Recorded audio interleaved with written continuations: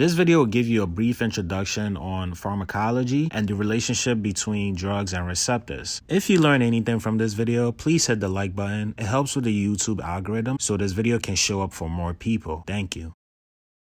In lay terms, pharmacology is simply the study of how drugs work in the body. It's divided into two parts: pharmacokinetics and pharmacodynamic. Pharmacokinetics is what the body does to the drug, and pharmacodynamic is what the drug does to the body. I will have separate videos for each of these, so make sure to subscribe and turn on your bell notification so you don't miss it once I upload it. Let's start with the basics. First, drugs are substances that can be natural or synthetic. Natural meaning the ingredient in the drug that leads to the therapeutic effect comes from something natural like a plant, for example. Synthetic meaning this ingredient was synthesized. Whether natural or synthetic, all drugs are able to change the physiologic state or normal function of things in the body. Now, drugs can be used for its medicinal benefits to treat diseases or for recreational purposes. Regardless, drugs fundamentally work in a similar way.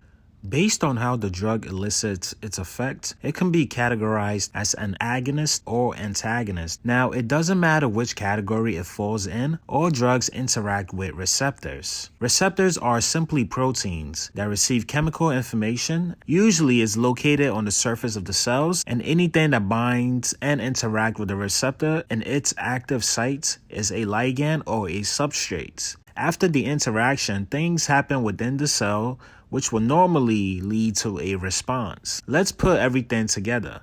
So let's assume the desired effect we want is anti-diarrheal. This can be achieved with an agonist or antagonist. Remember, there are natural hormones, molecules, or substances in our bodies that are responsible for many things. So in this case, we have drug A, and let's assume that it has been synthesized to look the same and act the same as a natural occurring hormone in your body that normally slows the GI motility. So drug A in this case will bind to receptor A. Any ligand or substrate that binds to receptor A and fits perfectly leads to slowing of the GI motility.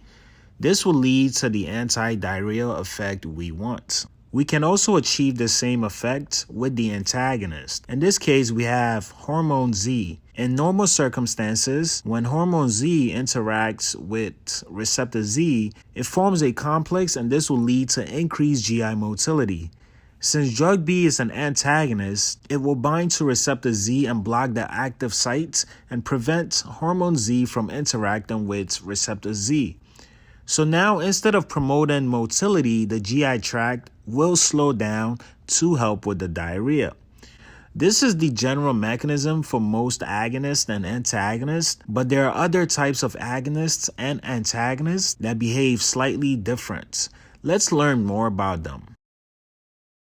Full agonists are drugs that bind to the receptor and lead to a full complete response.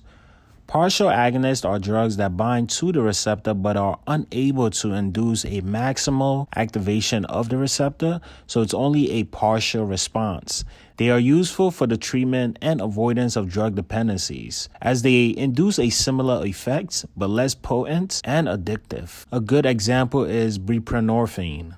Next, we have the inverse agonists, which are drugs that bind to a receptor but induces the opposite effect. So they are kind of like antagonists, but they work directly on the receptor without blocking the action of a hormone or a substance to get the effect. This is something we see with the H1 antihistamines like diphenhydramine or loratadine. Irreversible agonists are drugs that bind to the receptor and lead to a full complete response. But normally, when a drug or ligand or a substrate binds to a receptor, it will leave after some time. Or if there is another drug or ligand or substrate with a higher affinity for the receptor or high in concentration, it can possibly displace the initial drug. So with irreversible binding, the drug will not be influenced by anything and it will stay bound to the receptor. Selective agonists are drugs that bind to the receptor and lead to a full complete response.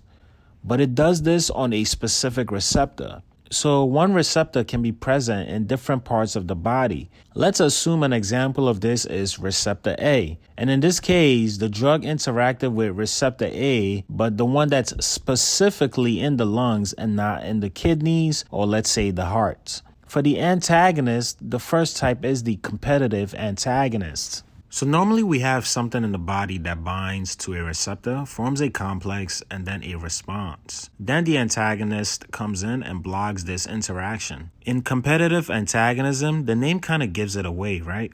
It's a competition.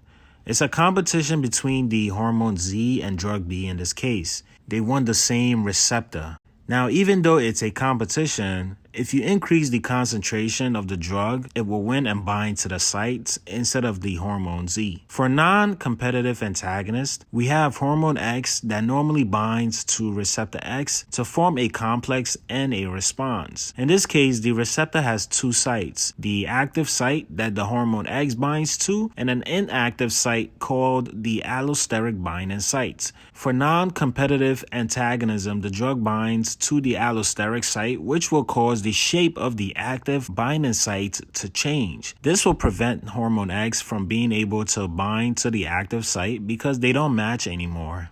And that will bring this video to an end. Next video will be about pharmacokinetics, so make sure to look out for it by turning on your bell notification and so you could get an alert when I upload it.